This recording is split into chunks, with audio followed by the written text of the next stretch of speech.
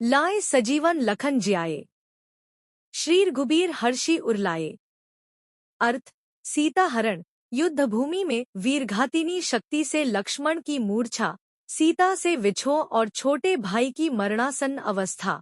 प्रभु श्रीराम के जीवन के ये दो प्रमुख दोहक, जब वे फूट फूट कर रोए। इन दोनों ही प्रतिकूल परिस्थितियों में हनुमान जी ने अपने स्वामी का साथ दिया।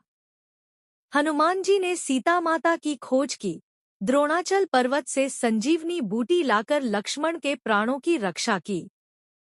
प्रभु के सभी कार्यों को पूर्ण करते समय हमेशा सजग और सतर्क रहे। भावार्थ, प्रभु श्रीराम बार बार हनुमान जी से एक ही बात कर रहे हैं कि हे पुत्र, मैंने मन में बहुत विचार करके देख लिया है, मैं तुमसे उऋण नहीं हो सकता। प्रभु ने ऐसा क्यों कहा? यह एक विचारणीय प्रश्न है।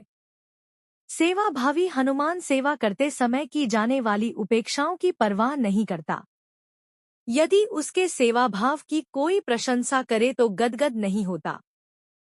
प्रभु श्रीराम नहीं चाहते कि मेरे परमप्रिय सेवक हनुमान के जीवन में दुहक आए, जीवन में किसी तरह का संकट उत्पन्न हो। यदि इस सेवक के जीवन में दुहक आएगा तो उऋण होने के लिए उन्हें उपकार करना पड़ेगा।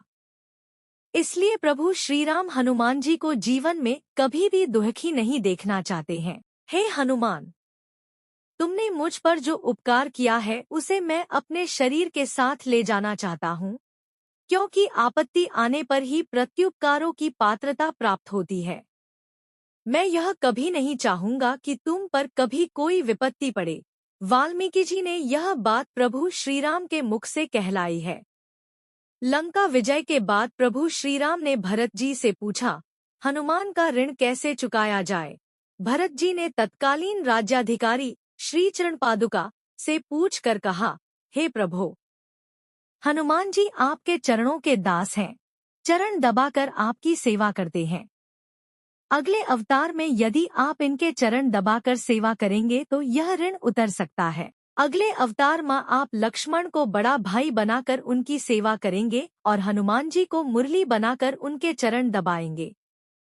आप ब्रह्मचारी हनुमान रूपी मुरली को अपने होठों पर सुलाकर चरण दबाएंगे, तभी राधा जी गोपिकाओं के साथ रासमंडल में प्रवेश करेंगी। ब्रह्मचारी हनुमान की उपस्थिति में होने वाली रासलीला लौकिक कामरोग से सर्वथा रहित, श्री कृष्ण प्रेमस्मयी होगी। आपकी यह मुरली हनुमान की तरह निर्भिमान होगी। आपके द्वारा चरण दबाने पर इसमें से जो मधुर ध्वनि उत्पन्न होगी वह सभी ऋषिमहर्षि रूप धारिणी गोपिकाओं को आकर्षित करेगी। द्वापर युग में श्री कृष्ण अपने होठों पर मुरली को सुलाकर उसके चरण दबा रहे हैं और मुरली के रूप में ब्रह्मचारी हनुमान की साक्षी में रासलीला कर रहे हैं। इस मुरली की धुन ने रासलीला को साक्षात मनमथ मंथन करने वाली सिद्ध किया है।